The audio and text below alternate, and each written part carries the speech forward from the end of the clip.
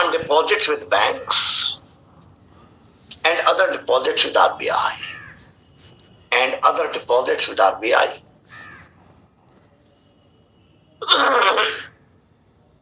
M2 है M1 plus saving deposits of the post office plus saving deposits of the post office plus saving deposits of the post office. M3 is called borrowed money. M1 is called narrow money. M3 is called borrowed money. और M3 की calculation कैसे होगी?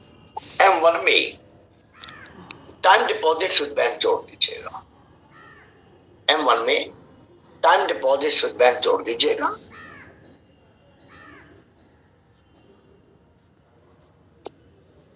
और M4 में M3 plus all deposits with post office. All deposits with post office. Excluding NSC. Excluding NSC. Excluding NSC. आज मेरे साथ. अब बात करेंगे ईज के बारे में. भाई ईज 5 का डॉक्यूमेंट है, थोड़ी सी बारे में बात करेंगे उसकी. EASE reforms, enhanced access and service excellence. बहुत बार तो एब्रिविएशन ही खुलवाई गई मेरे साथी. Enhanced access and service excellence. Enhanced access and service excellence.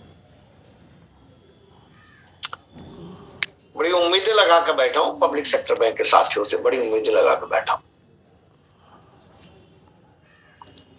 ईश्वर आप में शक्ति दे, खूब शक्ति दे, खूब शक्ति दे. इन बैंकों को जिंदा रखिए, इन बैंकों को जिंदा रखिए. आप इन बैंकों को जिंदा रखेंगे तो इस मुल्क के गरीब आदमी का भी हित होता रहेगा. ये मेरी अपने विचारधारा है, इसमें पॉलिटिक्स कोई नहीं है. कहीं पे पॉलिटिक्स से कोई लेना देना है नहीं, किसी किस्म की पॉलिटिक्स से लेना देना नहीं है. आपके हाथों में इन बैंकों को जिंदा रखिए. आइए, EASE reforms, enhanced access and service excellence. EASE का एजेंडा जनवरी 2018 में शुरू हुआ था. गवर्नमेंट ने और पब्लिक सेक्टर बैंक्स ने मिलकर स्टार्ट किया था.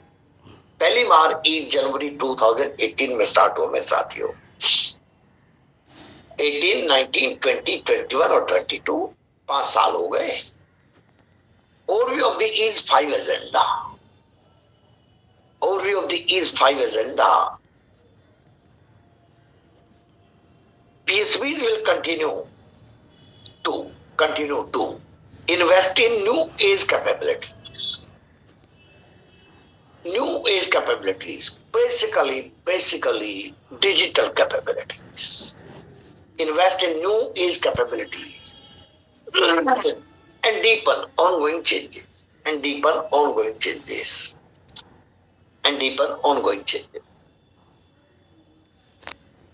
क्यों ध्यान दीजिएगा. To respond to changing customer needs, competition and technological environment. To meet changing consumer needs, competition and technological environment. यहाँ चर्चा का विषय नहीं है. इंट्रो में पूछा जाए तो बड़े स्पष्ट शब्दों में मैं साथियों कह रहा हूं, मैं तो टेक्नोलॉजी का आदमी नहीं हूं. लेकिन आज कस्टमर की एक्सपेक्टेशन क्या है मैं आपको स्पष्ट बताऊं. मुझे आईटी के बारे में ज्यादा नॉलेज नहीं है, आपकी मजबूरियां होंगी, लिमिटेशंस होंगी. लेकिन मेरे से कोई अगर आज पूछे तो मैं कहूंगा भाई पूरा बैंक एक होना चाहिए मेरे लिए. कस्टमर की आज रिक्वायरमेंट ये है कि मैं किसी भी ब्रांच में जाऊं, ये बेस ब्रांच का और इंटरसोल का चक्कर मेरे साथ ना डाला जाए. मेरी ब्रांच, सारा बैंक मेरी ब्रांच हो. मैं हर ब्रांच से मैं कैश निकाल सकूं, कैश जमा करा सकूं, सेम ट्रीटमेंट हो. आपने चार्ज लेने चार्ज लीजिएगा, लेकिन ये बेस ब्रांच की और दूसरी ब्रांच की कंसेप्ट को समाप्त कर दीजिएगा प्लीज. आज मेरी एक्सपेक्टेशन है ये. मेरी एज की नहीं, एक एवरेज कस्टमर की मैं बता रहा हूँ एक्सपेक्टेशन आज आपसे. ये जो बताया जाता ना कि ये काम यहाँ होगा, बेस ब्रांच में जाइए, वहां जाइए, अरे भाई क्या तमाशा है. टेक्नोलॉजी हो गई है, सो सिस्टम को ठीक करिए, आइएगा. तो ये आने वाला समय इन बातों को कर भी देंगे, आप देख लेना. एम्फेसिस ऑन, याद रखनी है भाई, चीजें याद रखनी है। डिजिटल कस्टमर एक्सपीरियंस, कर भी नहीं, पब्लिक सेक्टर में बहुत काम कर रहे हैं। Digital customer experience, integrated and inclusive banking, गरीब को भी साथ रखना। Integrated and inclusive banking, small companies and agriculture पे फोकस रखेंगे, स्मॉल कंपनीज और एग्रीकल्चर पे फोकस रखेंगे। कस्टमर सेंट्रिक एफर्ट्स, कस्टमर को सामने रख के एफर्ट्स करें, customer centric efforts. Personal development and a customer first strategy, personal development and a customer first strategy, personal development and a customer first strategy, customer first strategy, customer first strategy. इन बातों का focus इस 5 में रखा जाएगा। जनवरी 2023 में फिर review हो जाएगा, फिर पता लगेगा भाई क्या कर पाए क्या नहीं कर पाए। फिलहाल तो मैंने ये बता दिया कि ये करना है। नोट कर लीजिएगा भाई, नोट कर लीजिएगा, आपके शायद ये स्टडी किट्स वगैरह में ना हो चीजें, नोट कर लीजिएगा, आ जाएगा दोस्तों। नेक्स्ट बात है एनपीएस के बारे में। एक साथी बहुत कह रहे थे और अच्छा सवाल भी आते भाई, सवाल भी आते। और एक सवाल मैं आपको एक छोटा सा बता दूं, यहाँ पे सवाल मेरे साथी ध्यान से सुन लेंगे भाई। भाई बैंकों के अंदर हर बैंक के अपने नियम हैं। जब कैश रेमिटेंस होती है ना, तो उसके साथ कितने क्लर्क भेजे जाएं, कितने ऑफिसर भेजे जाएं और कितने गार्ड भेजे जाएं, इसके बारे में हर बैंक ने अपने अपने नियम बना रखे। कृपया करके अपने बैंक में सर्कुलर देख लीजिएगा, सवाल आ जाता है। एनपीएस के बारे में बात करेंगे। नेशनल पेंशन स्कीम जो है कौन रेगुलेट करता है? सारी पेंशन स्कीम्स रेगुलेट एक ही एजेंसी करती है, पीएफआरडीए। लिख by, regulated by pension fund regulatory and development authority, pension fund regulatory and development authority. Voluntary retirement saving schemes है, वॉलंटरी रिटायरमेंट सेविंग स्कीम्स है कि मैं पैसा जब जवान हूं तो पैसा जोड़ता रहूं और बाद में मुझे पेंशन मिलती रहे। वॉलंटरी रिटायरमेंट सेविंग स्कीम्स है। एनपीएस का खाता कौन खोल सकता है मेरे साथियों? Citizen of India, whether resident और नॉन रेजिडेंट। यहां से आदमी कामकाज के सिलसिले में विदेश चला गया है, पासपोर्ट इंडिया का ही, वो भी खोल सकता है। पीपीएम नॉन रेजिडेंट नहीं खोल सकते, लेकिन एनपीएस खोल सकता है। Citizen of India, whether resident और non resident. Age 18 to 70 years होनी चाहिए। पहले 65 हुआ करती थी, बाद में बढ़ा के 70 कर दी। 18 साल से 70 साल की उम्र में आदमी हो सकता है। कौन एलिजिबल नहीं है? कौन एलिजिबल नहीं है? OCI, overseas citizens of India. जो भारत के लोग विदेशों में सेटल हो गए उनको स्टेटस दिया जा रहा है ओवरसीज सिटीजन्स ऑफ इंडिया। वो है तो सिटीजन कहीं और के, हमने भी दे दिया उनको तमगा। PIO, persons of Indian origin, जो खुद कभी इंडिया के सिटीजन थे या बाप दादा या पेरेंट्स, ग्रैंड पेरेंट्स जिनके इंडिया के सिटीजन थे। एचयूएफ, ये एलिजिबल नहीं है, ये नहीं खोल सकते, ये एनपीएस के खाते नहीं खोल सकते। Only one account is allowed. NPS में सिर्फ आप एक खाता खोल सकते हैं, लेकिन आप एनपीएस के अलावा अटल पेंशन योजना में खाता खोल सकते हैं अगर आप टैक्स पेयर नहीं है तो। अगर आप इनकम टैक्स पेयर नहीं है तो अटल पेंशन योजना में भी एक खाता खोल सकते हैं, एक खाता एनपीएस में खोल सकते हैं।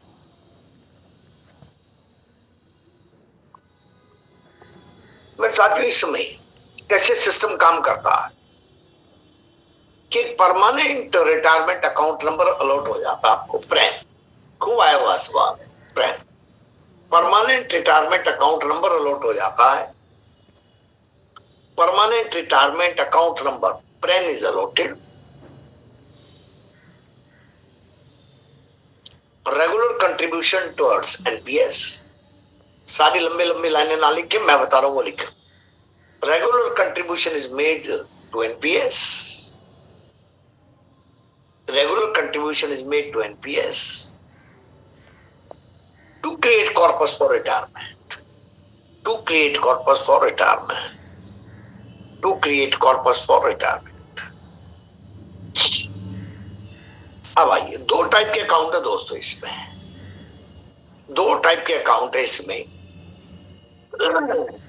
टाइप 1 अकाउंट है, इसमें टैक्स के बेनिफिट है लेकिन विड्रॉल पे रेस्ट्रिक्शंस है।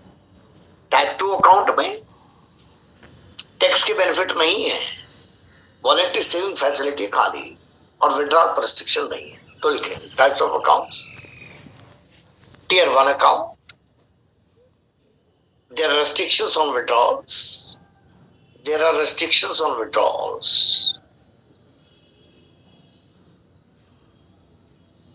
but there are tax benefits, but there are tax benefits। Tier 2 account, Tier 2 account, voluntary savings facility, voluntary savings facility,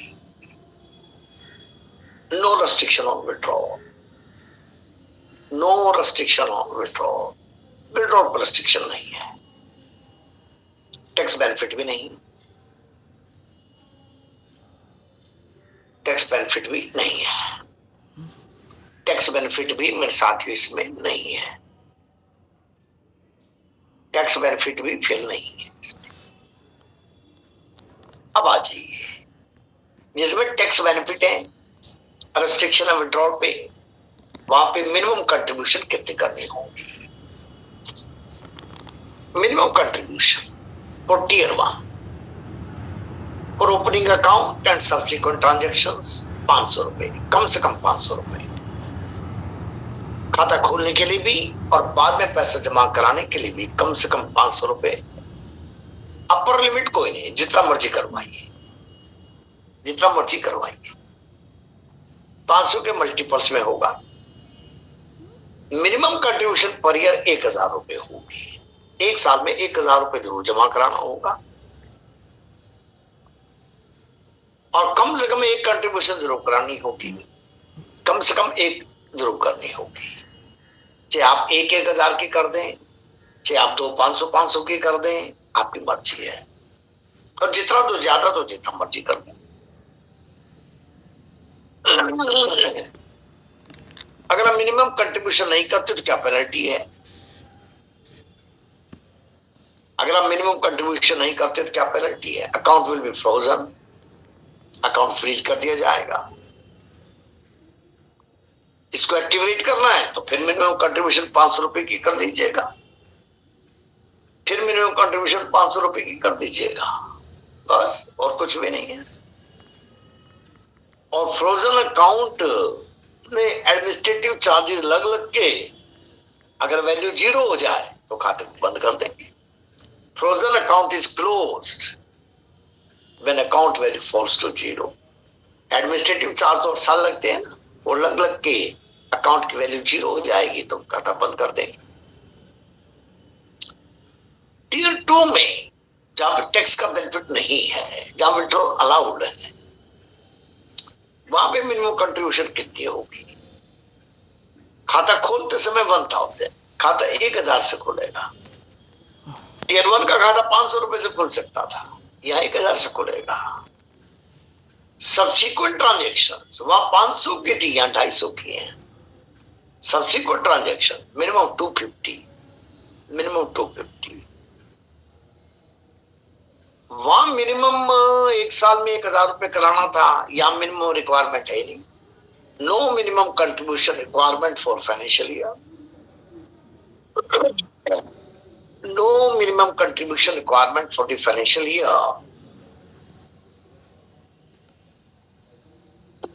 no cap on maximum contribution, no cap on maximum contribution. ना वहां था ना यहां है, maximum contribution जितनी चाहे कर सकते हैं। मैं एक्सपर्ट नहीं स्कीम का, आपके बैंकों के सर्कुलर पढ़ के ही मैंने स्कीम का अपना लेक्चर बनाया है। एक्सिट अब छोड़ना चाह रहे हैं तो 60 साल के होने के बाद ही आप एक्सिट करेंगे, normally on attaining the age of 60 years. अगर एक्यूमुलेटेड कॉर्पस 5 लाख है उससे कम है, अगर एक्यूमुलेटेड कॉर्पस 5 लाख है उससे कम है, तो सारा का सारा पैसा इकट्ठे भी विड्रॉ कर सकते हैं। तो 100% lump sum withdrawal is allowed. अगर एक्यूमुलेटेड कॉर्पस 5 लाख से ज्यादा है, accumulated corpus is more than 5 lakhs. Accumulated corpus is more than 5 lakh. तो जो इतना पैसे इकट्ठा हो गया उसका 40%, कम से कम 40% एन्युटी परचेज करने में लगाना होगा, जो हर महीने पैसा आपके पास आएगा। Minimum 40% of the corpus used for purchase of annuity, used for purchase of annuity, or balance 60% can be paid to the subscriber. 5 lakh होता तो 100% ले जाता, यहां पे 60% तक ले जा सकता है।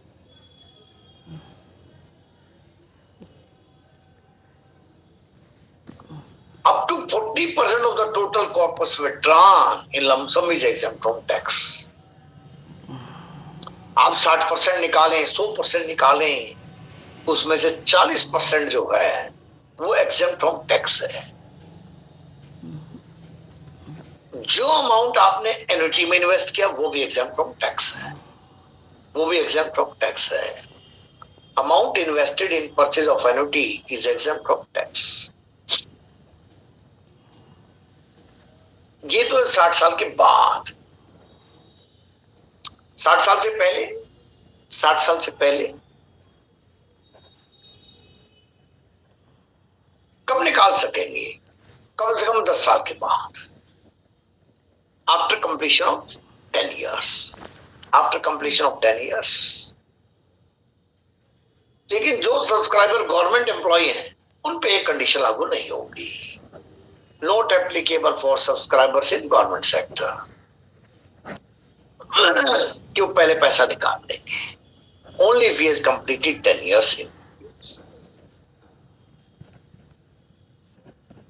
60 साल से पहले पैसा निकालेंगे तो minimum 80% to be used for annuity. Minimum 80% आपने एन्युटी में इन्वेस्ट करना होगा। लेकिन but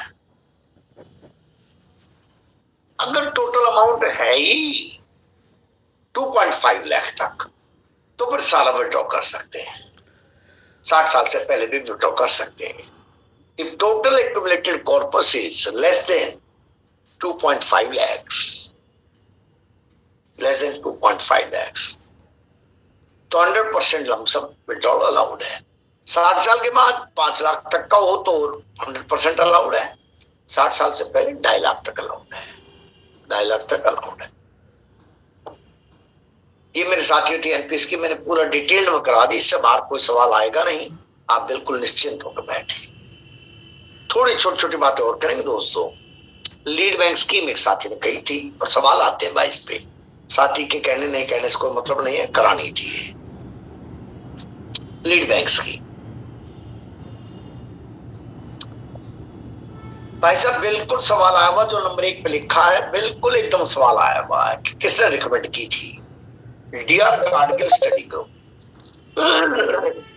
D R Gadgil study group.